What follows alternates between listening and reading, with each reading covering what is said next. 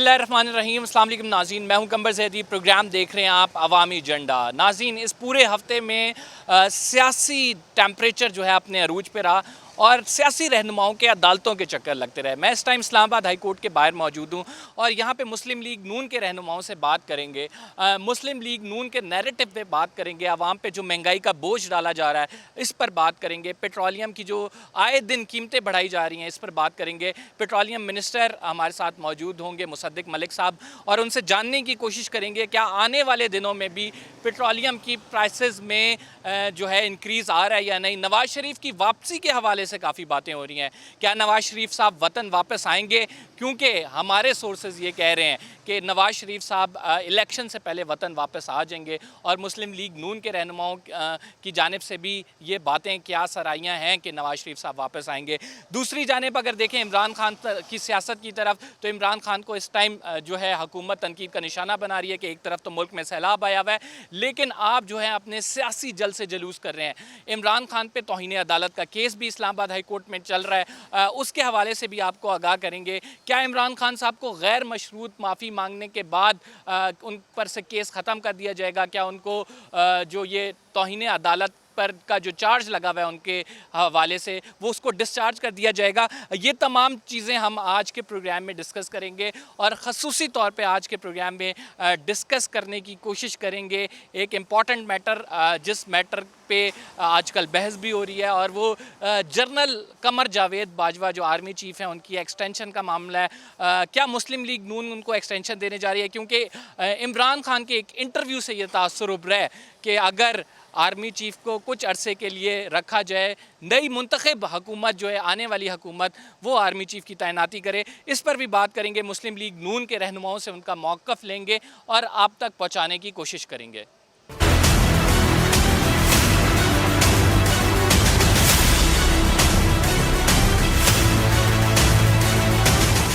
नाज़रीन, मुस्लिम लीग नून की रहनुमा उज़्मा बुखारी साहिबा हमारे साथ मौजूद हैं। उज़्मा बुखारी साहिबा से पूछेंगे करंट पॉलिटिकल सिनेरियो के हवाले से, ख़ुसूसन मरीम नवाज़ की जो पेशी है इस हवाले से, और साथ साथ इमरान खान साहब जो बयानिया बना रहे हैं राइट नाउ, जिस तरह से वो जल से जलूस कर रहे हैं, इस पे उज़्मा साहिबा क्या कहेंगी?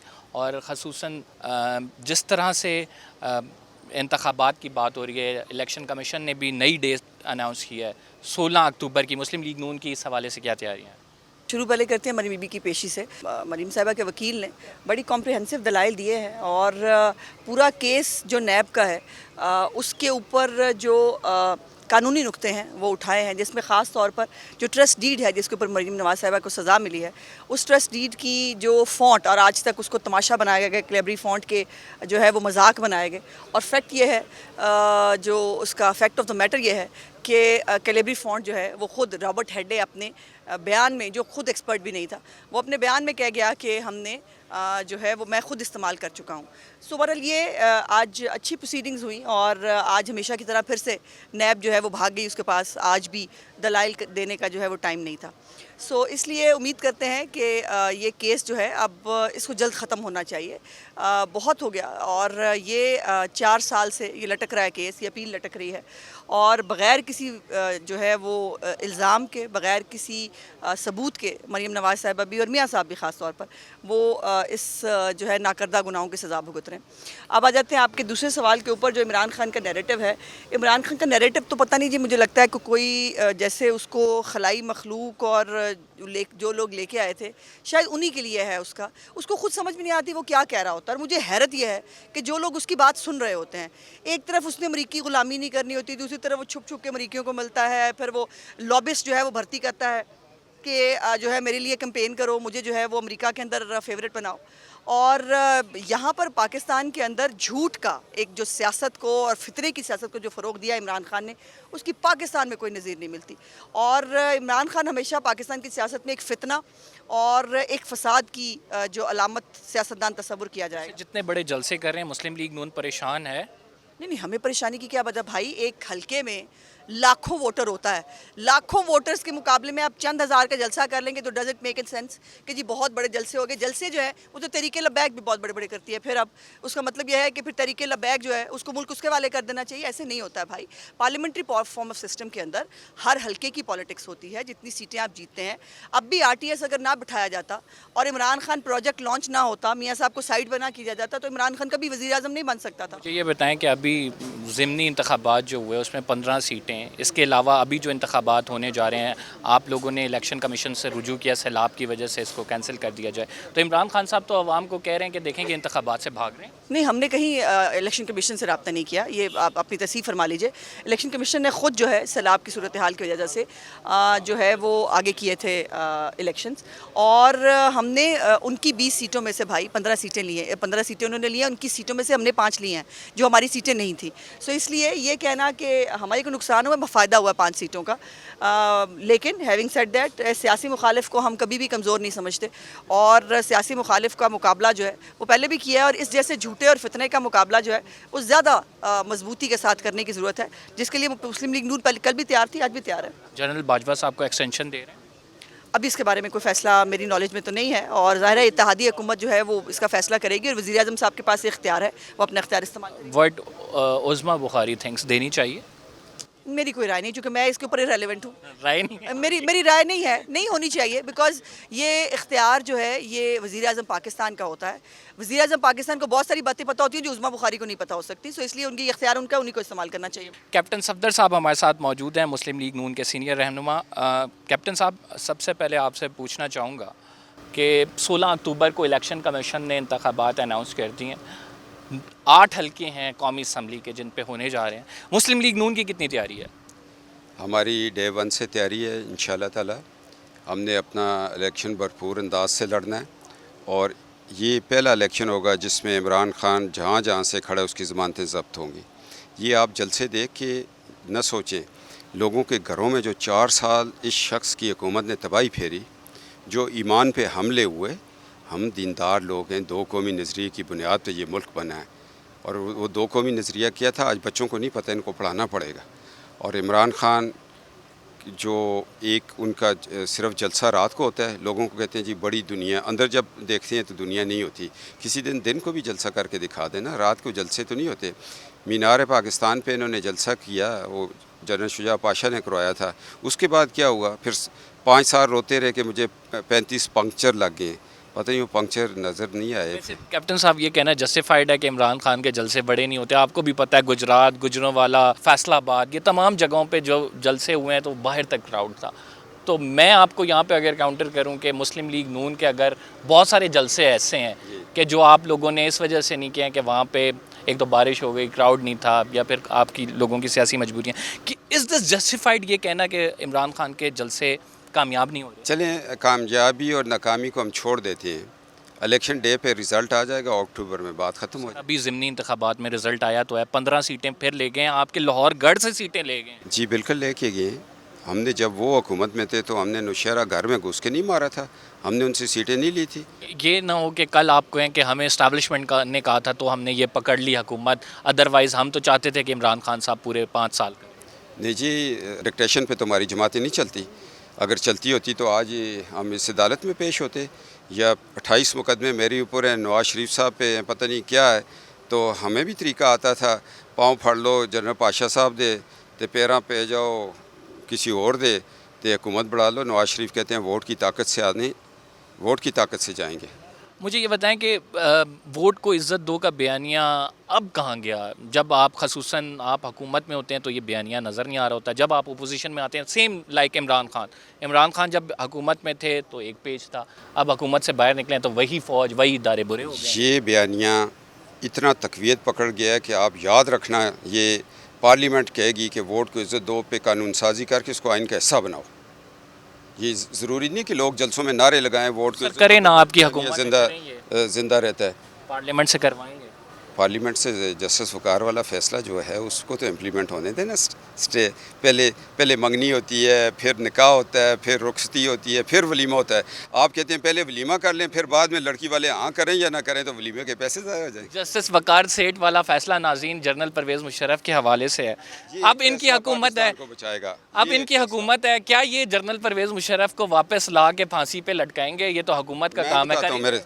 میں تو پہلے جسٹس وقار کی قبر کو سلام پیش کرتا ہوں اور شکر ہے کہ مجھے فخر ہے وہ میرے صوبے کا جج ہے، اور مجھے فخر ہے کہ وہ اس فیصلے کی پاداش میں کہاں سے کہاں پہنچ کے وہ جنت میں. پرویز مشرف کا جو فیصلہ ہے کیوں نہیں لاتے آج؟ پرویز مشرف آئے نا تو پھر آگے ہم کام چلائیں. یہ لانا حکومت کی ذمہ داری ہے نا سر. نہیں تو ڈیڈ باڈی کو کیسے اٹھا کے لائیں؟ ایک بڑا امپورٹنٹ چیز جو آپ سے ڈسکس کرنی ہے، کیا آپ سمجھتے ہیں کہ جاوید لطیف صاحب نے بھی جو کانفرنس کی اس میں عمران خان کے حوالے سے بات کی، یہ بڑا سینسٹیو ٹاپک ہے، ختم نبوت کا، اور اس طرح کسی کو مسلمان غیر مسلم ڈکلیئر کر دینا. ڈو یو تھنک کہ ہمیں سیاست میں یہ مذہبی کارڈ استعمال کرنا چاہیے؟ زیدی صاحب، مذہب اور سیاست، ہمیں کربلا سے میسج ملا کہ یہ ایک ہی چیز ہے. ہماری سیاست کا محور جو ہے نا وہ دین اسلام ہے اور دو قومی نظریہ ہے. ایک بات سننا، اگر ہم اس وقت یہ نظریہ کربلا میں لے جاتے جی اسی تے اپنی نمازاں پڑھ رہے ہیں، ساڈا مذہب ٹھیک ہے، تے یزید جڑا حکومت کرتا رہے تا یاد. انہوں نے کہا نہیں، حکومت وہی کرے گا جو شریعت کا پابند ہوگا. عمران خان کو بھی ایک دن لکھ کے دینا پڑے گا کہ میں عقیدہ ختم نبوت پر ایمان رکھتا ہوں. کہتے ہیں میں رکھتا ہوں، تو بس بات ختم ہوگی. تو پھر پریس کانفرنسز نہیں ہونی چاہیے نا. نہیں، سیاسی لوگوں کا کہیں نہ کہیں ہوم ورک ہوا ہوتا ہے. جاوید لطیف صاحب نے ٹھیک کیا ہے، جواب دے دیں. اگر آج مجھے کوئی کہے کہ جی آپ ایف اے پاس ہیں، میں اپنی ڈگری لاؤں گا، ایف اے بی اے پاس ہوں، ایم اے پاس ہوں. ڈگریوں کے ساتھ بات ہوتی ہے، زبانی کلامی نہیں ہوتی. اور زندگی بنی حضور کے نالین پہ قربان ہونے کے لیے. بہت بہت شکریہ. کیپٹن صفدر صاحب ہمارے ساتھ موجود تھے اور اپنی رائے کا اظہار کر رہے تھے. ہم کچھ مزید مسلم لیگ نون کے رہنماؤں سے بات کریں گے. فی الحال ہم ایک چھوٹا سا بریک لیتے ہیں پروگرام میں. We will be right back after the short break. آپ کہیں مت جائیے گا.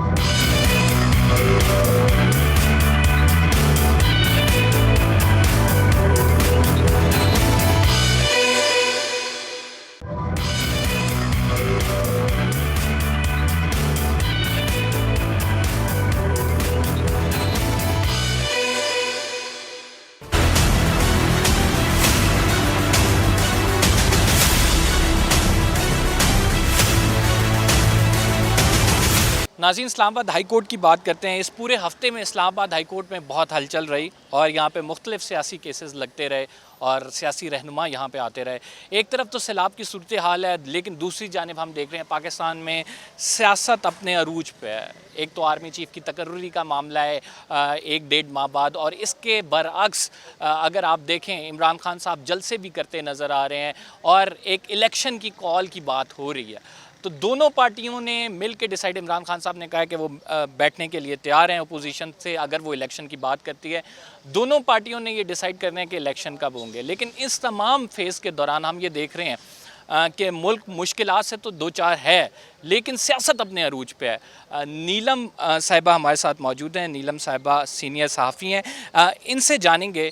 نیلم، آپ اسلام آباد ہائی کورٹ کور کرتی ہیں. مجھے یہ بتائیں کہ اس تمام ہفتے میں جو سیاسی مقدمات رہے ہیں کتنی ہلچل رہی ہے؟ بالکل کمبر، میں یہ کہنا چاہوں گی کہ جہاں پر سیاسی ہلچل جاری ہے تو وہیں پر جو عدالتی کارروائیاں ہیں وہ عروج پر ہیں. صرف ہائی کورٹ کی بات کریں تو ہائی کورٹ اتنا اس ہفتے میں گرما گرم رہا عدالتی کارروائیوں کے حساب سے کہ ایک کے بعد ایک جو نئی پیشی تھی وہ ہوتی رہی. سب سے پہلے بات کریں گے شہباز گل کی. اس کے حوالے سے بڑی ساری چہمہ گوئیاں رہیں. عمران خان صاحب کی پیشی ہوئی، مریم نواز صاحبہ کی پیشی ہوئی. تو اس طرح جو ہائی پروفائل کیسز ہیں ان کا آنا جانا یہاں پر لگا رہا. اور اگر انہی سیاسی قائدین کی بات کی جائے تو ایک طرف تمام کی تمام جو سیاسی باتیں ان کو اگر ایک سائڈ پر رکھ دیا جائے تو عوام کی بات ہوتی ہے.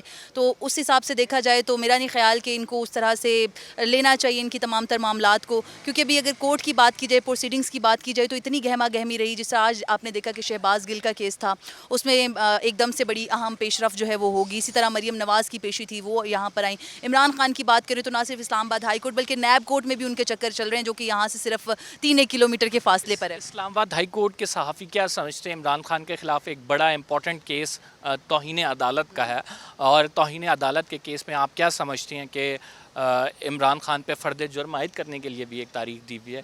کیا عمران خان صاحب اگر انکنڈیشنل اپالوجی کریں ان کو معافی مل سکتی ہے؟ میرے خیال میں غیر مشروط معافی مانگنے کے علاوہ کوئی اور چھٹکارا نہیں ہوگا، کیونکہ فرد جرم اگر عائد ہوتی بھی ہے تو صحت جرم سے انکار ہوگا، جو تمام پروسیس ہے اس سے گزرنا پڑے گا. اور میرا ذاتی خیال یہ ہے بحیثیت کورٹ رپورٹر کہ عمران خان صاحب پہلے معافی مانگنا چاہتے بھی تھے، مطلب ایک جسے کہتے ہیں نا غیر مشروط معافی مانگنے کے مرحلے وہ انہوں نے گنوائے ضرور، لیکن آخری جو سماعت تھی قمبر، اس میں ہم نے دیکھا کہ عمران خان صاحب نے بڑا اصرار کیا. وہ چاہتے تھے، وہ ڈائس پر آ کر بات کرنا چاہتے تھے. انہوں نے 3 بار کوشش بھی کی ڈائس پر آنے کی، بات کرنے کی، لیکن ان کے وکیل نے بھی ان کو منع کیا. اور دوسرا دیکھا گیا کہ کورٹ کی طرف سے بھی ان کو اجازت نہیں ملی. کورٹ نے یہ کہا کہ آپ کے جو وکلا ہیں ان کے دلائل مکمل ہو گئے. تو وہ جو آخری موقع تھا، میرے خیال میں عمران خان صاحب چاہتے تھے کہ وہ خود ڈائس پر جا کر معافی مانگیں. اس کا اقرار جو ہے بارہا وہ اپنی ابھی مختلف جو انٹرویوز ہیں جو سینئر صحافیوں کو دیے ہیں انہوں نے اس پہ بھی کر چکے ہیں کہ شاید وہ معافی مانگ لیتے یا شاید وہ موقع جو تھا وہ نہ گواتے. لیکن شاید عدالت نے بھی یہ دیکھا کہ پہلے ان کو بارہا موقع دیے گئے، ان کو جواب دینے کے لیے، عدالت کو قائل کرنے کے لیے، عدالت کو مطمئن کرنے کے لیے بارہا موقع دیے گئے. اگر وہ یہ معافی انکنڈیشنل پہلے مانگ لیتے تو شاید نوبت یہاں تک نہ آتی. لیکن عدالتی معاملات میں آپ کو پتہ ہے کہ عدالت سب کچھ برداشت کر لیتی ہے. اپنی توہین جو ہے اس کے معاملے میں عدالت جو ہے جسے کہتے ہیں کہ ناک سے لکیریں نکلوانا، وہاں تک جاتی ہے. آپ ماضی کے کیسز دیکھ لیں، نہال ہاشمی کا دیکھ لیں، طلال چودھری کا دیکھ لیں. اس والے کیس میں جو کنٹیمپٹ تھی اس کی کائنڈ بھی ڈفرینٹ تھی، جس میں عدالت نے پہلے ہی واضح کر دیا تھا کہ یہ جو کنٹیمپٹ ہے یہ عام کنٹیمپٹ جیسی نہیں، کرمنل ہے. اس کے لیے ایک ورڈ یوز کیا گیا کرمنل، کیونکہ آپ کھڑے ہو کر ایک خاتون جج کو کھلے عام دھمکی دے رہے ہو اس کو، تو اس کے حوالے سے ڈیفینیٹلی کورٹ کی جو ایک ٹرم ہے کرمنل کنٹیمپٹ، اس کے حوالے سے بحیثیت کورٹ رپورٹر ہم بھی اس چیز ہم ایک اور ٹرم سنتے ہیں جوڈیشل ریسٹرین، اور وہ جوڈیشل ریسٹرین عدالتی تحمل ہوتا ہے، جو کہ عدالت جب کانٹیمپٹ کیس ہوتی ہے اس میں یوز کرتی ہے کہ عدالت اس سے ماورا ہے. تو آپ سمجھتی ہیں اس کیس میں جوڈیشل ریسٹرین شو ہوگا؟ میں سمجھتی ہوں قمبر کی آلریڈی شو ہو چکا ہے. عدالت یہ باور کرا چکی ہے کہ ہم سے بڑھ کر کوئی نہیں ہے، کیونکہ آپ کو عدالت نے موقع دیے، 1 موقع 2 موقع 3 موقع دیے، آپ نے عدالت کو مطمئن نہیں کیا. اب عدالت نے آخری جو موقع ہے، وہ جو آخری ہیئرنگ پہ ہم نے سنا کہ انہوں نے فرد جرم عائد کرنے کی تاریخ مقرر کر دی. اس میں آپ کے پاس 2 ہی راستے ہیں. اگر آپ معافی مانگتے ہو تو وہ عدالت پر منحصر ہے کہ وہ آپ کی معافی کو قبول کرتی ہے یا نہیں. لیکن ان دونوں صورتوں میں آپ جو ہے اس چیز کا اعتراف کرتے ہو کہ آپ نے غلطی کی ہے، آپ نے واقعی جو توہین عدالت ہے وہ کی ہے، اور آپ پہ جو کرمنل کانٹیمپٹ ہے آپ اس کا اعتراف کر رہے ہو دونوں صورتوں میں. نیلم ہمارے ساتھ موجود تھی. نیلم اپنی رائے سے آگاہ کر رہی تھی. یہ ہفتہ اسلام آباد ہائی کورٹ کے لیے کیسا رہا؟ بڑے سیاسی ہائی پروفائل کیسز لگتے رہے، اور عمران خان کو بھی یہاں پہ فرد جرم عائد کی جائے گی. کیا وہ معافی مانگتے ہیں تو ان کو معاف کر دیا جائے گا؟ یہ کورٹ کا استحقاق ہے کہ وہ ان کو معاف کرتے یا نہیں. ہم نے یہ جاننے کی کوشش کی کہ عمران خان کے خلاف جو کیس ہے وہ کتنا مضبوط ہے، وہ ایک کرمنل پروسیڈنگ ہے، اور ساتھ ہم نے یہ بھی جاننے کی کوشش کی کیا عدالت اس میں جو جوڈیشل ریسٹرینٹ ہے، عدالتی تحمل کا مظاہرہ کرے گی. تو وہ بھی کسی حد تک ہمیں نظر آ رہا ہے کہ کرے گی. یہ تمام تھی عمران خان کے کیس سے ریلیٹڈ ڈیٹیلز. ہم ایک چھوٹے سے بریک پہ جا رہے ہیں، آپ کہیں مت جائیے. We will be right back after this short break.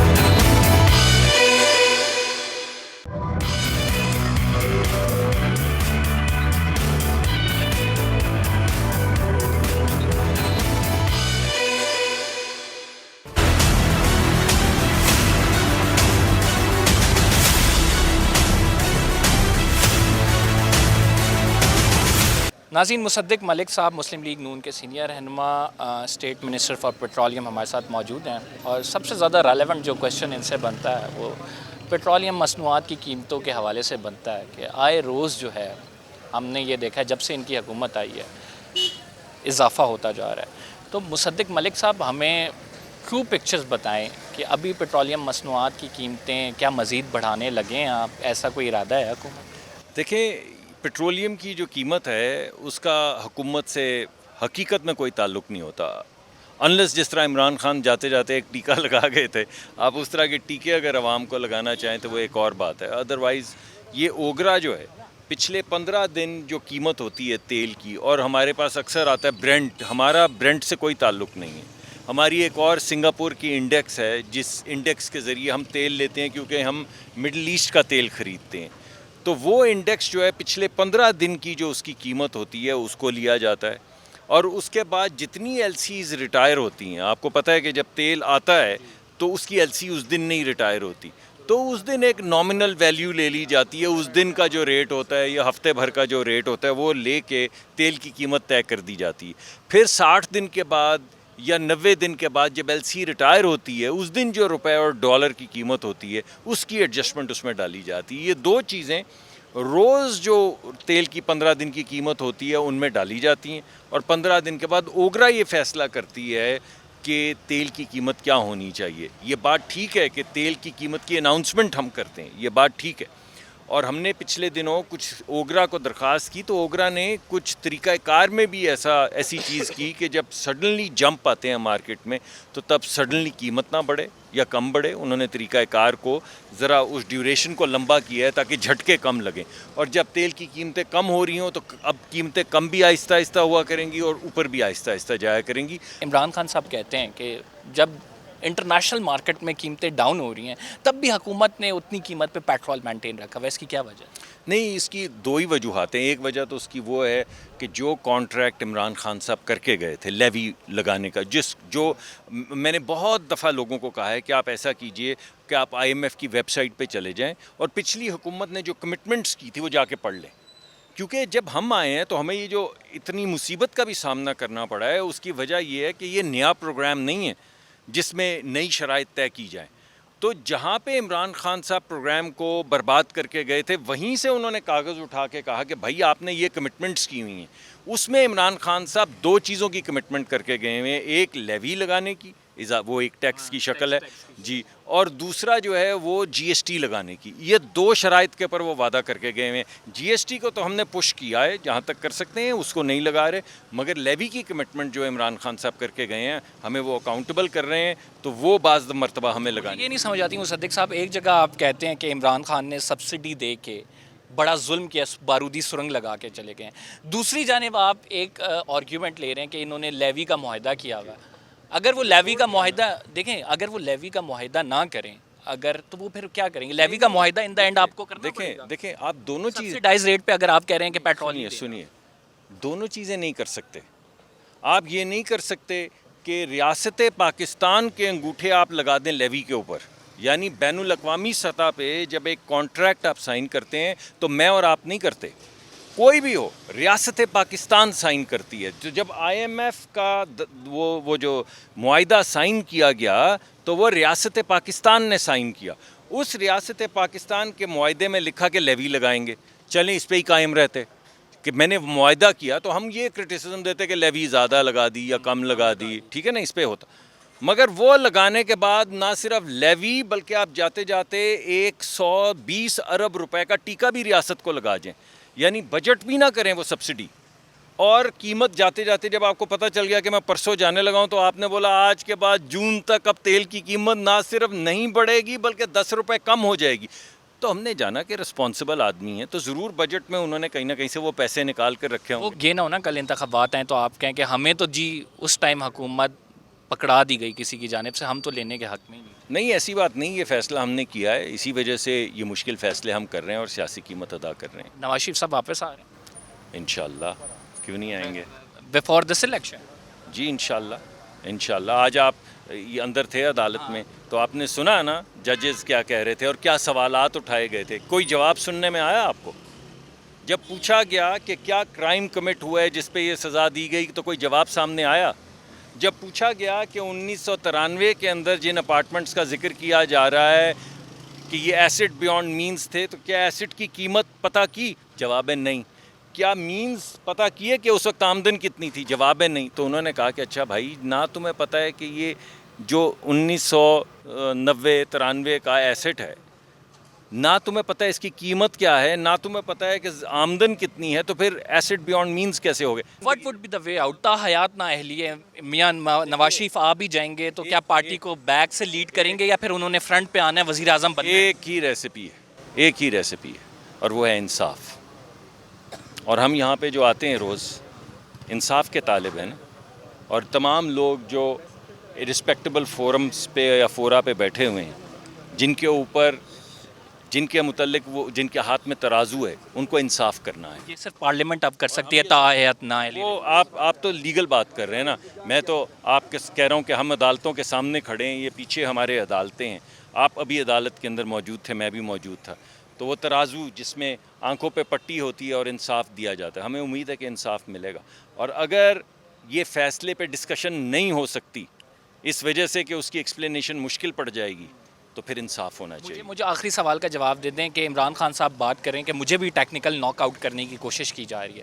Being a politician what do you think کہ پارٹی سربراہ کو ٹیکنیکل طریقے سے کیونکہ نواز شریف صاحب بھی ناک آؤٹ ہوئے ہیں، ناک آؤٹ کرنا کیا آپ اس کے خلاف ہیں یا اس کی حمایت میں کھڑے ہوتے ہیں؟ دیکھیں میں پولیٹیکل وکٹمائزیشن کے 100% خلاف ہوں کہ کسی بھی وقت کسی کو سیاسی نشانہ بنا کے اس کی سیاست کی وجہ سے ہٹایا جائے، بالکل 100% غلط ہو رہا ہے عمران خان سے. لیکن کرائم کیا جائے، کرائم کمٹ کیا جائے. جنرل باجوہ کو ایکسٹینشن دے رہے ہیں؟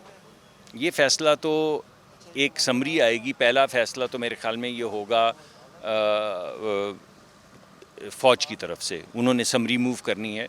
دوسرا اس میں جو ایکٹر ہے وہ وزارت دفاع ہے، جو قوانین کو، آئین کو سامنے رکھ کے یہ فیصلہ کرے گی کہ انہوں نے وزیر اعظم کو کیا سمری بھیجنی ہے.